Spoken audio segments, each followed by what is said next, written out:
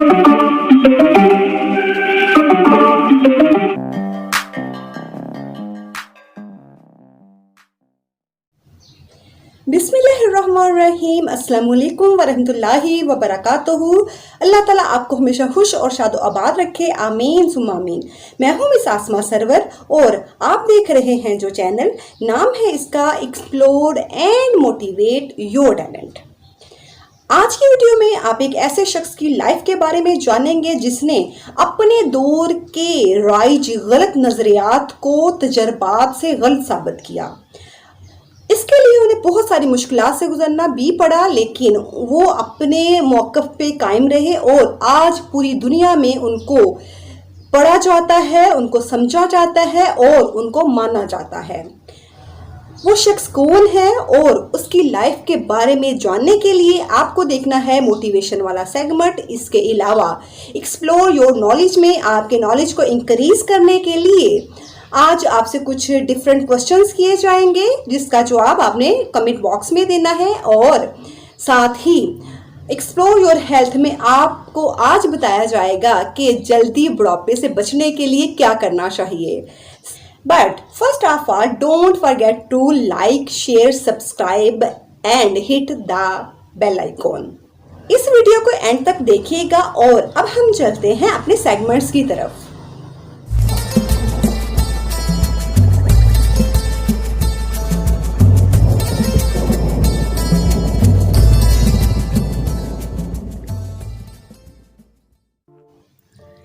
Today IQ number 1 is सूरज की रोशनी हम तक कितने मिनट में पहुंचती है?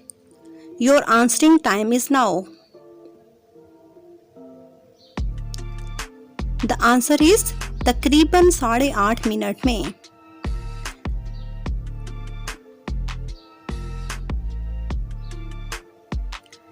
IQ नंबर 2, इंसानी बाल एक साल में अंदाजन कितने इंच बढ़ते हैं? Your time start now.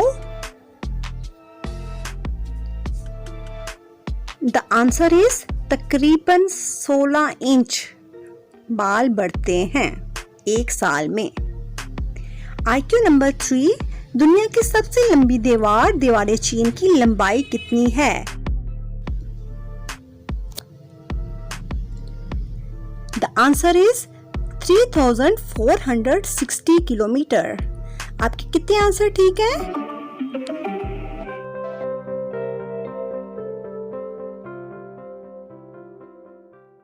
अगर चाकू, छुरी या किसी भी तेज धार आले से जिस्म का कोई हिस्सा कट जाता है तो आपको ठंडे पानी की पट्टी उस जख्म पे लगानी चाहिए, बांध देनी चाहिए और तेज पानी की धार उस जख्म पे डालते जाएं। इंशाअल्लाह जख्म जल्दी भर जाएगा।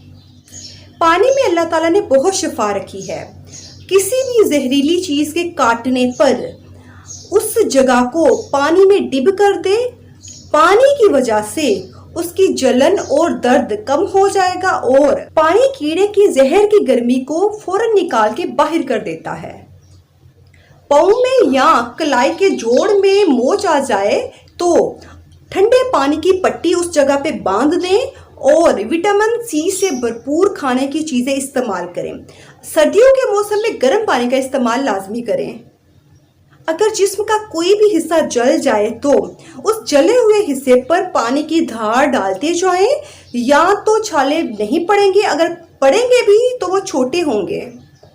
जल्दी बुढ़ापे से बचने के लिए आपको 1 ग्राम गेहूं का चोकर लेकर उसको 1 प्याली पानी में उबाल लें और फिर उसको छान लें।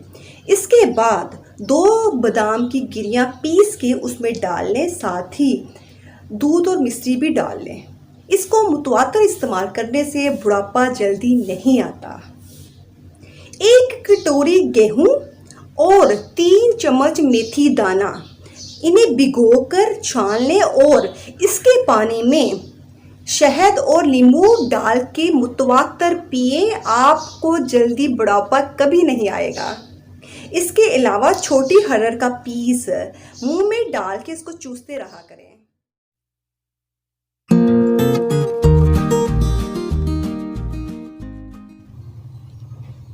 Today we are talking about another inspirational personality which name is Copernicus. यूनानी और इस्लामी दौर के करीबन तमाम हियतदान तमाम अजराम फल्की मसलन सूरज, चाँद, सियारों और सितारों को ज़मीन के गिर्द गर्दिश करता हुआ ख्याल करते थे। इल्मी हैसियत से ये एक भारी गलती थी, क्योंकि ज़मीन कायनात का मरकज़ नहीं है और कायनात में ज़मीन की हैसियत महज एक ज़राए हकीर की है। कायनात का मरकज़ होना तो एक तरफ, ज़मीन तो हमारे निज़ाम शमसी का मरकज़ भी नहीं है, बल्कि वो इन 9 सियारों में से एक है जो सूरज के गिर्द घूमते हैं। लेकिन सदियों तक दुनिया के तमाम दानिशवर ज़मीन को कायनात का मरकज़ तस्लीम करने पर मुसिर रहे, यहाँ तक कि 16वीं सदी में कोपरनिकस ने इस नज़रिए को गलत साबित किया। अगरचे मगरब के ईसाई रहनुमाओं ने मज़ीद 2 सदियों तक गर्दिश ज़मीन के नज़रिए को नहीं माना और वो उसकी अशात करने वालों पर नहायत इंसानियत सोज मज़ालिम तोड़ते रहते। लेकिन जो जो इनके इक़्तिदार में ज़वाल आता गया, इस नज़रिए की दुरुस्तगी हवासो आम पर अयां होती गई, यहाँ तक कि आज ये नज़रिया साइंस मुस्लिम नज़रियात में शुमार होता है और अपने अवलीन दरियाफ्त कुनिंदा कोपरनिकस की असाबत राय का एक रोशन सबूत है। कोपरनिकस 19 फरवरी 1473 को तोरोन के कस्बे में पैदा हुए, जो कि पोलैंड में वाक़ है। कोपरनिकस के फादर एक मुमताज़ ताजिर थे। जब कोपरनिकस 10 साल के हुए तो उनके वालिद की डेथ हो गई। ये 4 बहन भाइयों में सबसे छोटे थे। कोपरनिकस की परवरिश उनके मामू ने की, जो कि बिशप के आला ओहदे पे फाइज थे। उनके मामू उन्हें कानून दान बनाना चाहते थे और अपने मामू की ख्वाहिश के पेश नज़र उन्होंने कानून का इम्तहान भी दिया। वो कई दफ़ा इस इम्तहान में नाकाम हुए, क्योंकि उन्हें शुरू से ही फल्कियात से बहुत दिलचस्पी थी। लेकिन चूँकि वो बहुत ज़हीन थे, इसलिए उन्होंने इटली के शहर फरारा की एक यूनिवर्सिटी सियास से 1503 में कानून की डिग्री हासिल कर ली। अपने मामू की ख्वाहिश पे ही उन्होंने पाडुआ की यूनिवर्सिटी से 1506 में तिब की डिग्री भी हासिल कर ली। उस वक्त उनकी उम्र 33 साल थी।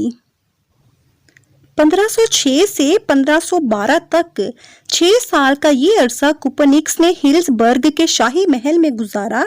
यही उन्होंने फल्कियात में अपनी उस तहकीकात का आगाज़ किया जिसमें वो 30 बरस तक मसरूफ़ रहे और जिसके बायस उन्हें दुनिया के नामवर साइंसदानों की सफ़ में जगह मिली। एक मुआलिज की हैसियत से उन्हें खासी शोहरत हासिल थी। उन्होंने अपना एक शफाखाना भी खोल रखा था, जहां वो गरीबों का मुफ्त इलाज करते थे। फ्रानबर्ग का गिरजा कोपरनिकस की मुस्तकिल रहायशगाह थी। कोपरनिकस के वो तमाम मुशाहिदात जिनकी बिना पर उन्होंने अपना शोहरा आफाक नजरिया गर्दिश ज़मीन पेश किया था, फ्रानबर्ग में ही किए गए थे। इन मुशाहिदात की तादाद 50 से ज्यादा थी। कोपरनिकस को हमेशा इस बात का अफसोस रहा कि मुशाहिदा अफलाक के लिए उन्हें कभी भी साजगार माहौल नहीं मिला। 1539 में जब कोपरनिकस की उम्र 60 साल की थी, तो एक जर्मन नौजवान रेटिकस उन्हें मिलने आया। कोपरनिकस ने रेटिकस को अपने नजरिए गर्दिश ज़मीन की तमाम जुजियात बताई और इस नजरिए पर जो मुसवदा उसने साल की मेहनत के बाद तहरीर किया था, उसे रेटिकस के हवाले कर दिया।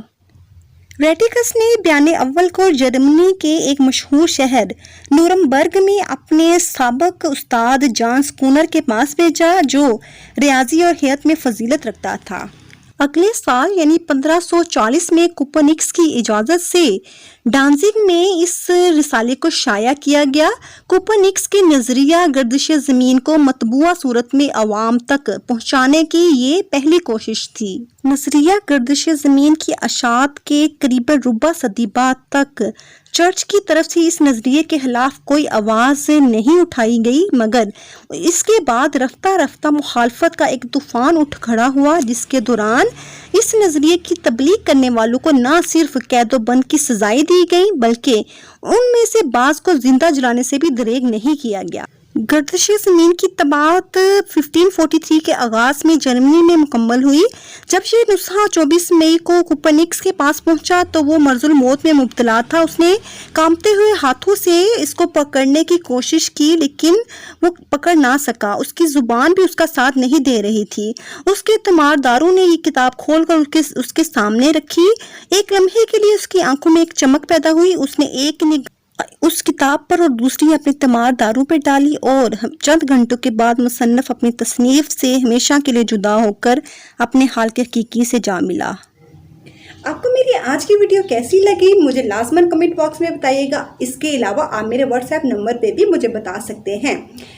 I repeat, don't forget to like, share and subscribe my channel and hit the bell icon. انشاءاللہ ایک نئی موٹیویشنل ویڈیو کے ساتھ ملاقات ہوگی، تب تک اپنا بہت خیال رکھیے گا، خود بھی خوش رہیں اور دوسروں کو بھی بہت زیادہ خوش رکھیں۔ انشاءاللہ بہت جلد ملاقات ہوگی، تب تک کے لیے اجازت دیجیے۔ اللہ حافظ۔